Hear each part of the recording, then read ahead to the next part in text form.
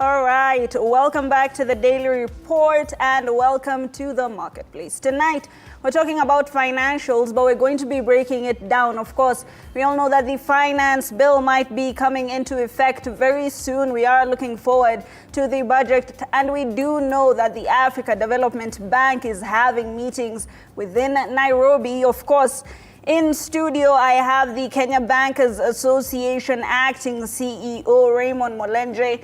Raymond, are you aware that I had the former CEO here as well? Yes, I'm aware.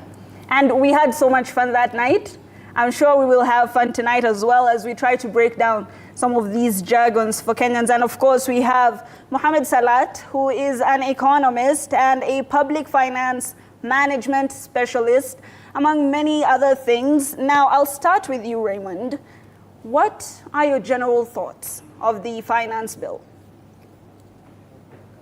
I'll start with this saying that when you're shaving a sheep, right, and many of us are farmers, you shave to the extent that you don't get to the skin. Right. You have to stop when you get to the skin.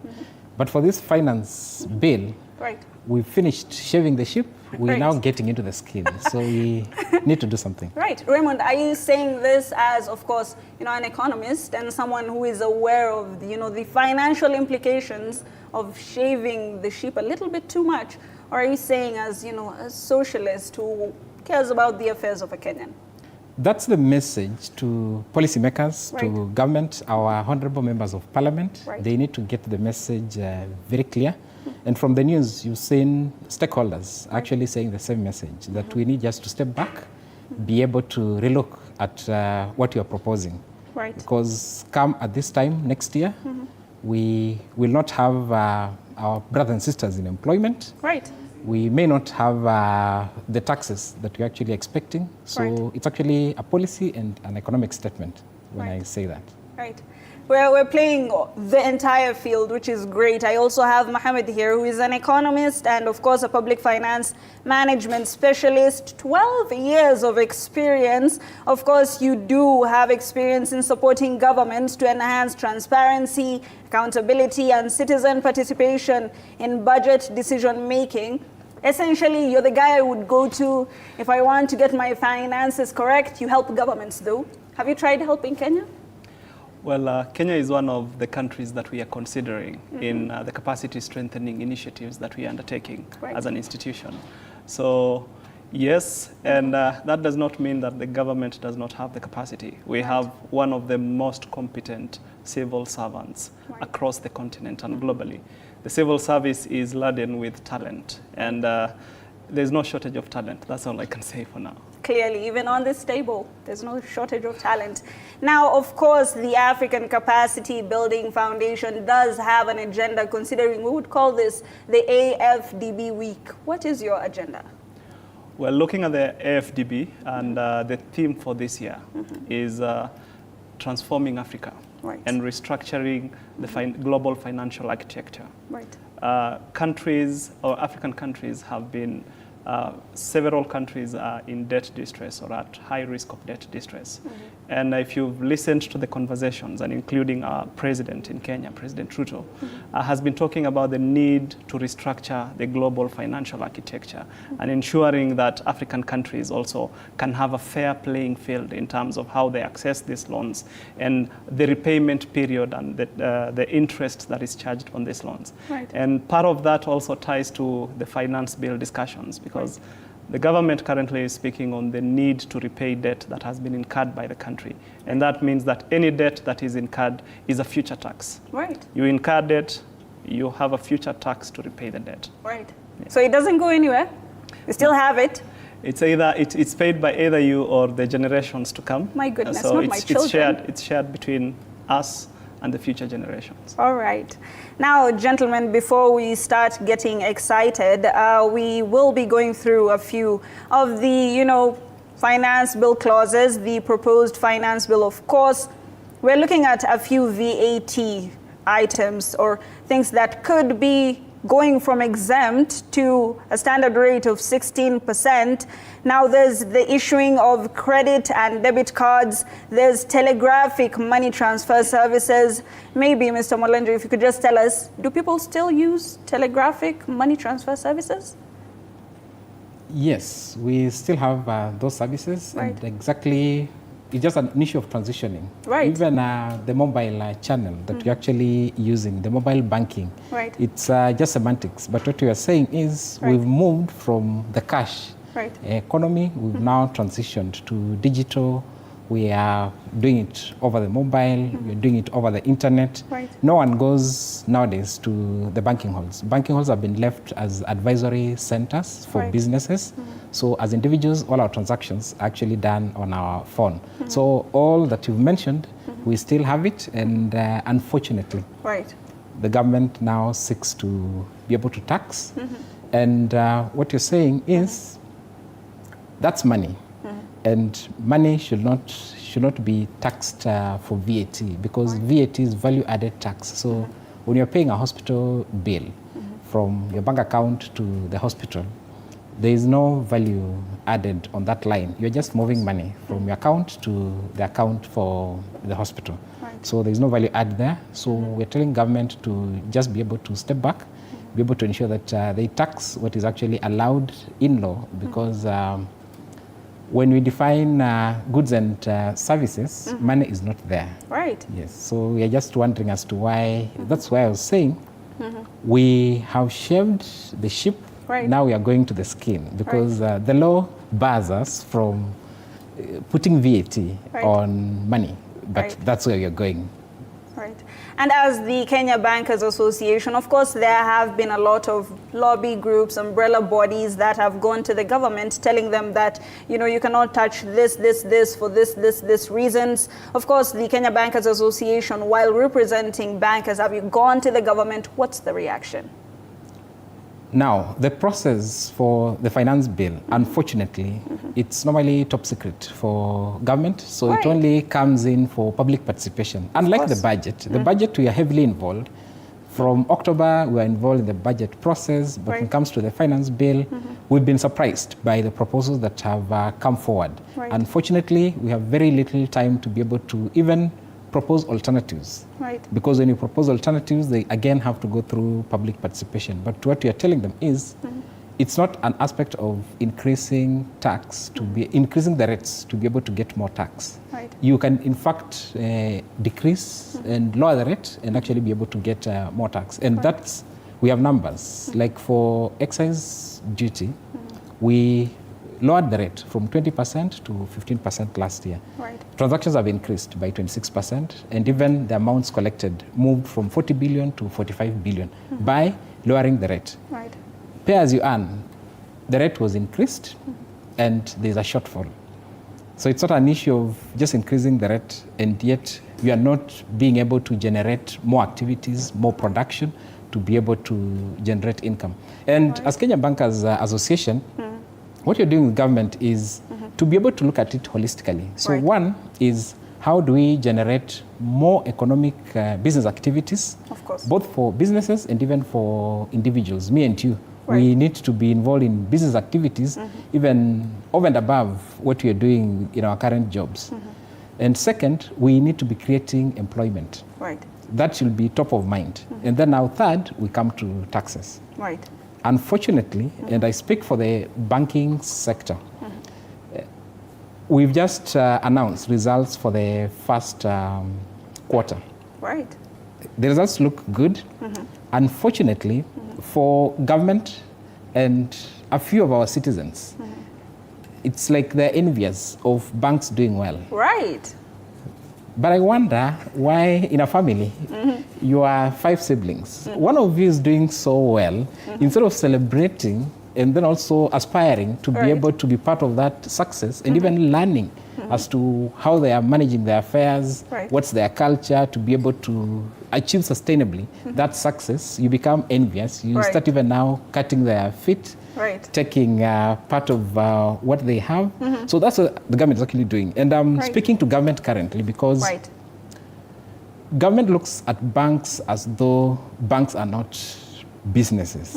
Banks are just private businesses, just like any other shop or kiosk. Right. It's just an aspect of prudent management of the scarce resources that we have, the culture that we have within the banks. That's why we've been able to navigate even COVID, even the current situation. We've had the challenges of the dollar, but we navigate step by step because of management. And we're asking government, can it borrow a little from the private sector to be able to infuse that in government? And we'll be able to get out of this mess.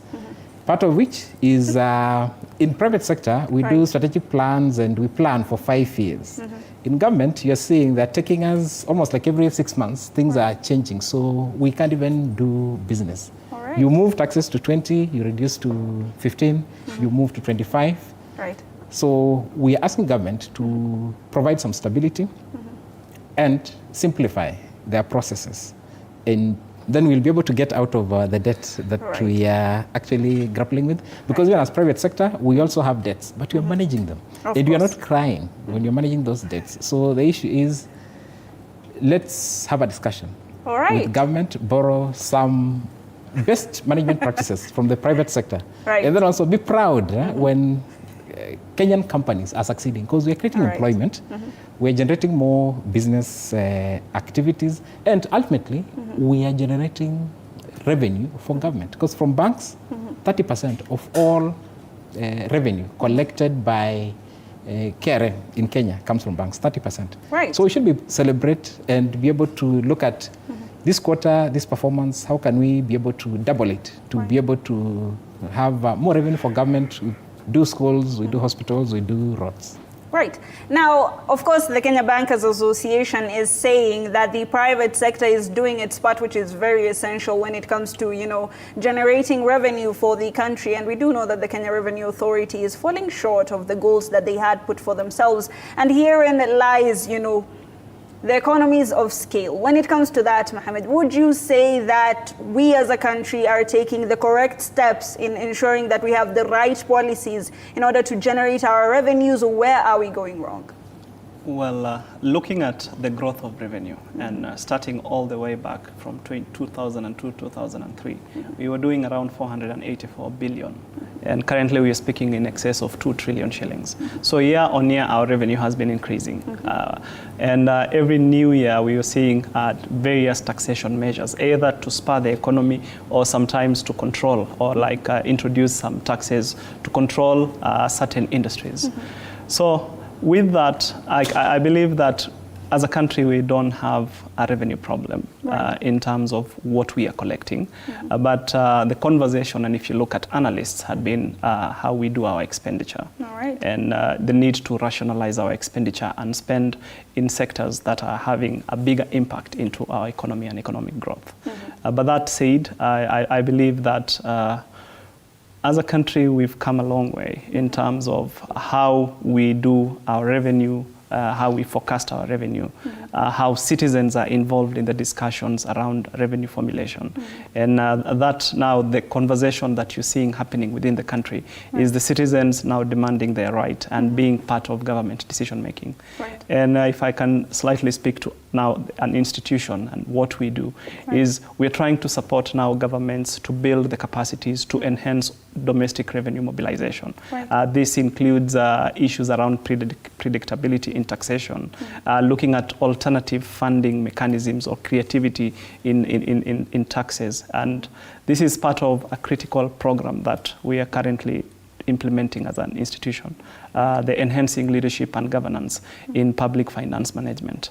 My colleague here has spoken on the private sector and the good practices. And we are trying to get the tried practices in the private sector and introduce it in the public sector, trying to enhance now leadership and governance on how our public finances are managed.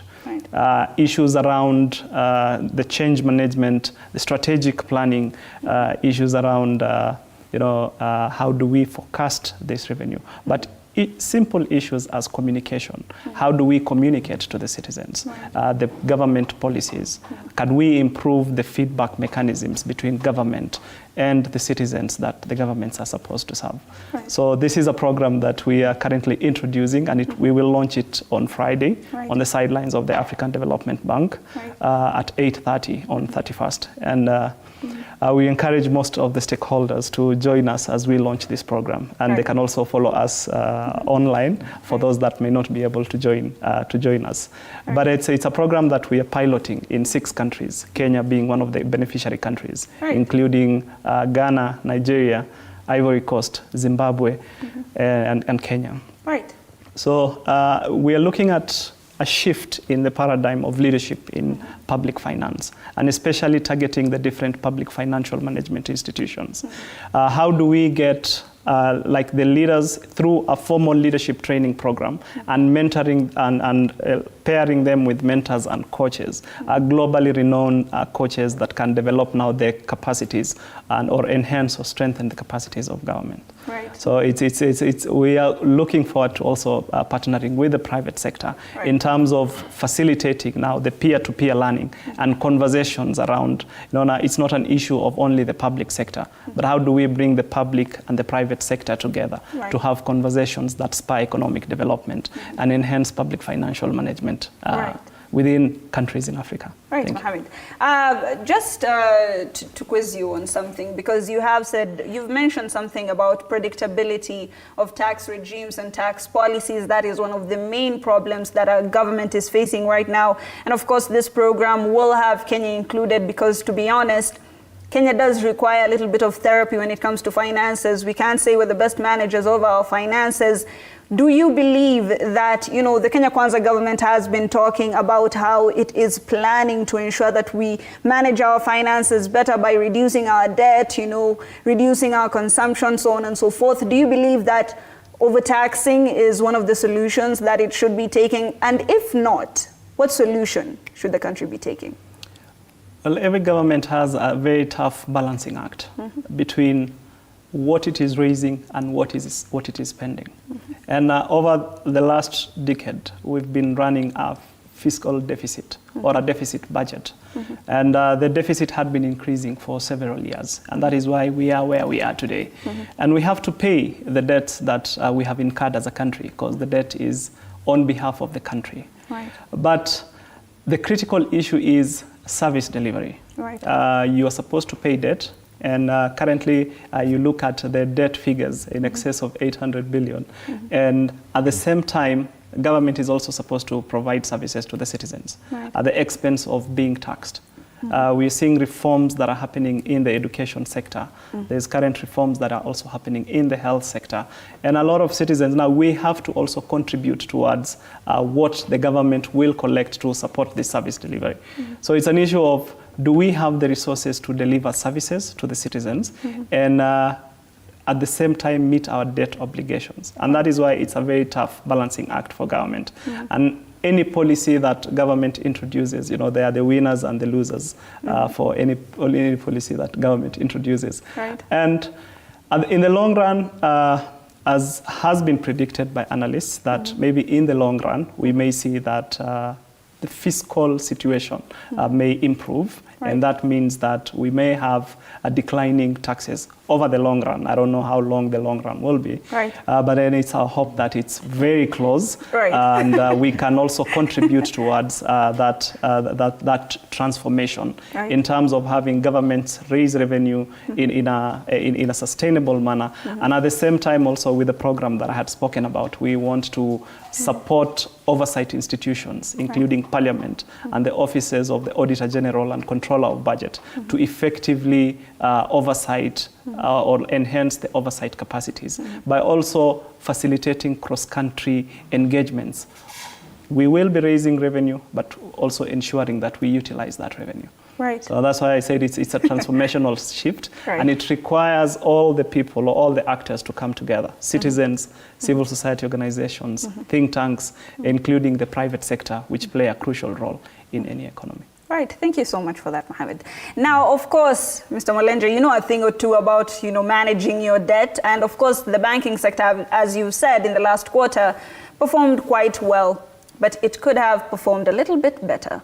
Maybe the policies that are in place are not the best of policies. When it comes to the government, of course, Mohammed and many other people are saying that we don't know how to manage our debt because our expenditure is a bit too high. Just in the supplementary budget that just passed, a huge chunk of that money went into servicing a debt because, the dollar hiked against the shilling, and now we had an amount of money that we were not even anticipating in the first place. When it comes to predicting such things so that we don't have unnecessary expenditure, what do you think the government should do? Now, currently, the economics metrics are looking good for the country because we've been able to manage the dollar situation. So our dollar situation currently is stable. Right. And the economic situation currently, it's very stable, sound. And, banks are the spine of the economy. Right. So as we speak currently, the capital base to which we can actually be able to support first the private sector within the country is very, very strong. We are way above what the law requires us to be able to provide because like for the capital ratios, the law requires us to be at 14.5. We are at 18 average across the industry.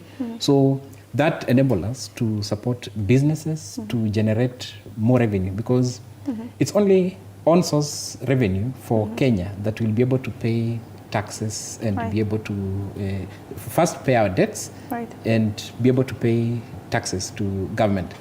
So our message to government is let's increase more activity within the private sector so that we can be able to generate more revenue for government and then we service the debts that we have across so many of our partners that are in excess of the 800 billion. Right. And that will require a very concerted effort between government and private sector to be able to see which areas government needs to focus in. Unfortunately, in the finance bill that we have currently, there's almost zero provision, which is actually giving incentives for private sector to be able to do more. Because there are no taxes which are paid by government. Taxes are paid by individuals and businesses. So for us to be able to generate more from these individuals and businesses, we need to be able to ensure that more activity is done at that level to be able to generate revenue. So we just need to step back, discuss with private sector as to which areas. And for the banking sector, we understand the ecosystem because all individuals, all businesses bank with us. So when you look at agriculture, we have the data to be able to know what's ailing agriculture. When you look at manufacturing, we know what's ailing manufacturing. If we look at construction, where now most of the non-performing loans are, we know what's ailing. So speaking like a farmer, when you look at the ecosystem from a banking perspective, we know where to do some weeding, which sector just requires irrigation and watering, which area will just require us to do some top tracing, and we'll be able to generate more activity within that particular area. And that's the conversation we need to have with government. Government just needs to step back and realize that, yes, Mohammed has said there are very brilliant Kenyans within private sector, within the public sector, and I agree, very brilliant. However, for us to generate income, we need tested hands. And we are not saying private sector is going to work in government. What we're saying is, can we just be able to engage? We use the expertise within private sector free of charge. We'll give our expertise free of charge as to which sectors require a little bit of weeding, a little bit of pruning, and we'll be able to get the harvest, which will enable us to get the revenue and pay our debts and build our rates and hospitals. But when we keep increasing the rates, and again, I go back to looking at the very few successful industries and then now feeling envious and then thinking that you can be able to collect more from those industries, then it just backfires. Because an example is the VAT that is being introduced on banking services. Of course. And I'll step back and be able just to tell our viewers that this VAT that is being introduced on financial services, it's not tax on banks' revenue. It will be going to the end user, of course. We are just collecting tax from your account to pay to government. That was so personal. You even pointed at me.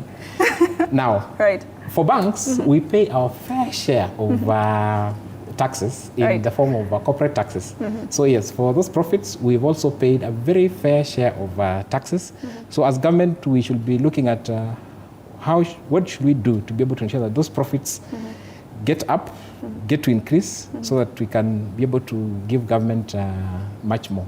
So for me, the issue is more production, more activity, economic activities to be able to solve the problem where we are in. But increasing the rates, focusing on the fewer individuals who are paying well, then all that will come to a naught come this time next year, because we'll not have met revenue and people will be out of employment. Raymond, of course you are saying that the private sector should be involved more in this decision. You did mention that, of course, in the finance bill, it did come as a surprise, not only to you, even to us, because you just got the document and then there was public participation, of course, so that the public, can give its views before it is passed or not passed.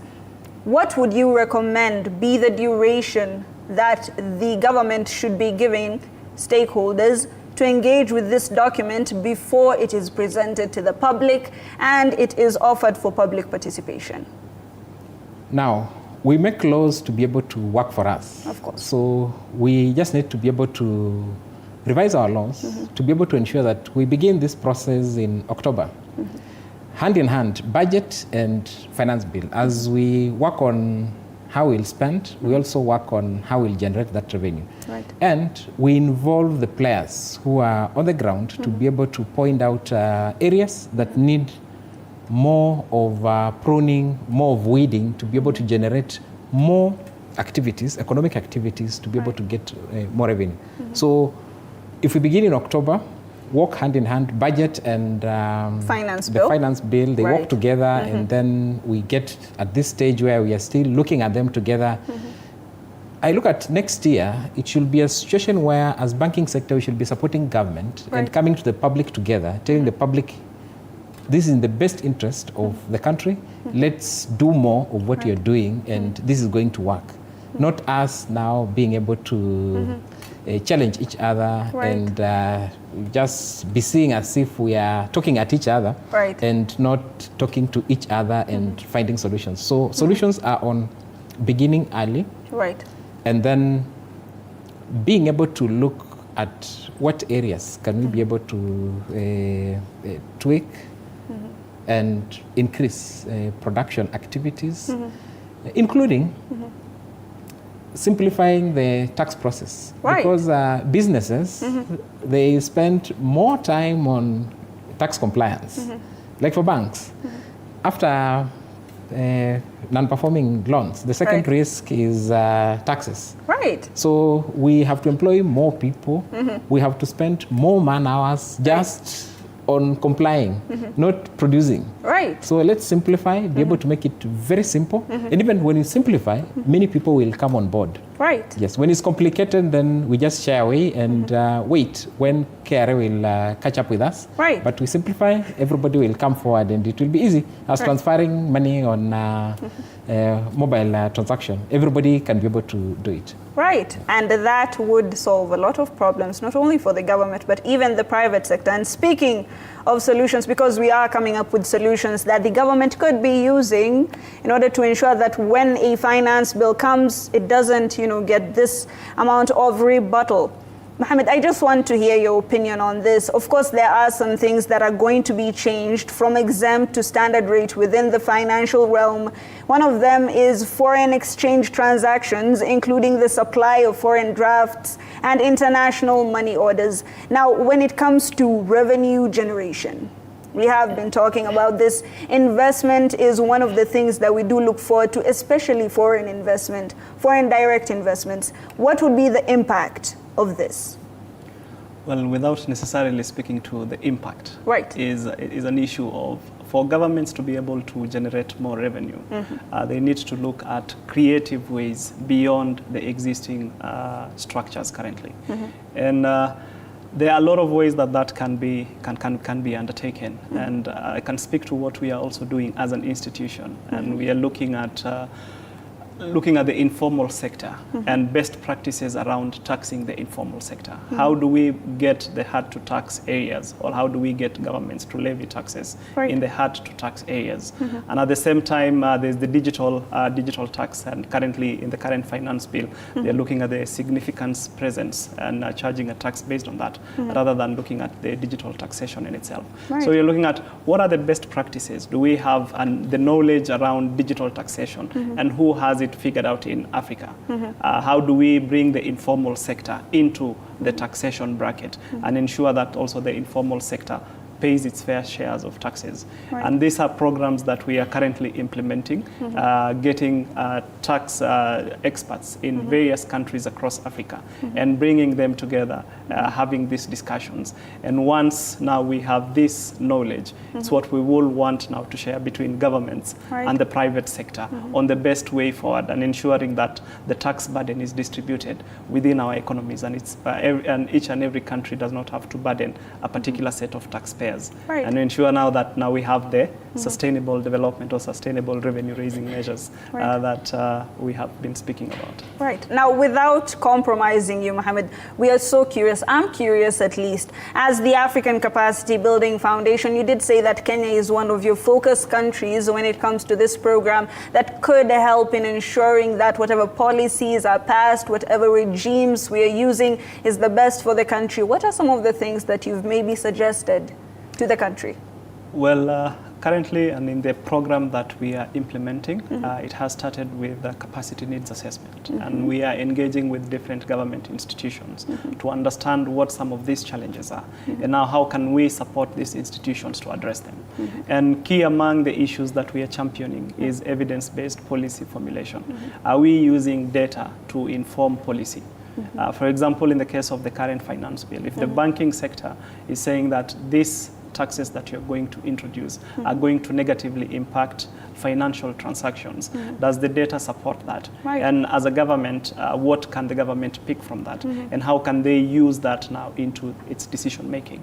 Ensuring that the feedback loop that I was speaking about, the link between government, think tanks that also support with evidence generation, and also the private sector, and ensuring that the bridge between these different institutions is closed, and we can have them now communicating and sharing information that each party can use to support sustainable development in the different countries in Africa. That's a very diplomatic answer. Thank you so much. Now, I'll throw it to you because I need to compromise at least one person.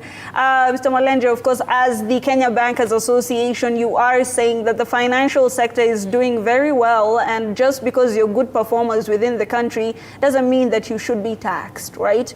You shouldn't beat your best student because they get A's. Maybe other people should be emulating them. What would you say are the sectors that should be emulating you and that the government could be looking into to ensure that more revenue is brought into the tax net? We just invite all sectors within the economy to actually be able to follow the example on, and we are very generous on that knowledge sharing. And we're actually going to be able to do more of that, because part of our mandate as Kenya Bankers Association is to do financial literacy to the country. And be able to influence laws and policies just to ensure that there is vibrant economy. Because as banks, we don't exist on our own. We are not an island. Actually, we thrive because the economy is thriving. And when you see banks running flat, that you'll realize the economy has actually come to a standstill. So we are the pulse of the economy. And what we invite is, we've been able to walk this journey, be able to work within our management modules, our cultures. So what we have is, we are able to work with very scarce resources and actually be able to generate some produce at the end of the day. That's what we are just saying. Can private sector within Kenya, can government within Kenya be able to look at the banking sector, what's working for the banking sector, and how can we bring the entire ecosystem together to help the country be able to go forward and be successful the way banking sector is successful. That's the call that we are inviting both private sector and government to follow the resilience journey that we've gone through. And you remember, like during COVID, we restructured loans for everybody. So we took in a lot just to be able to support individuals, support businesses, and we were able to still remain resilient and be able to have a result for our shareholders. And that's what you're saying. If we are committed and speaking with each other, we'll be able to find solutions. And speaking of what Mohammed has mentioned on the aspect of the transactions and the VAT, the VAT is actually negating this informal sector that we've been bringing on board so that we formalize, we create more jobs within the informal sector, and then also be able to generate income for government. Now, when we make formal transactions very expensive, very costly, we push people deep into the informality. So no taxes will be generated out of that. No employment will be created from that. And we run programs, because we have our Inuka program, which is just meant to ensure that we come to a small business, we be able to work with the owner and the management of the small business so that they can actually be able to access finance and be able to be built from block to block, step by step, until they get into the SME and the large corporates. So that's the plea we are saying, let's work together, let's listen to each other, and let's look at the successful companies in Kenya, be able to look at how are they succeeding. Let's not be envious of, and I'm very strong when I'm repeating this, because from where I sit, there are those aspects where government is looking at us and thinking we're doing something wrong. We should be proud of the companies that are doing well in Kenya, because we're creating employment, we are generating revenue for Kenya, and we're exporting outside and creating the forex that's coming in, and somebody sitting somewhere wants to even tax that. Yes, because now you grow your vegetables, you grow your flowers, you're exporting them, getting dollars for the country, and somebody says when those dollars come in, they want 16% out of it. And then now you wonder exactly where are we heading with that kind of policy. Raymond, gentlemen, we have, I think, around 5 minutes. So now I have to be the bad guy and tell you, you both have 2.5 minutes each. Now, knowing that you have 2.5 minutes, I have to ask you, Raymond, you did say that the banking sector is the pulse of the economy, and that is, quite true. If you could just tell us, you've said you have a very huge database concerning almost all sectors, and you know which ones are doing very well and which ones aren't doing very well. Who are these people? Who's doing well in the country and who's struggling a little bit that we could help?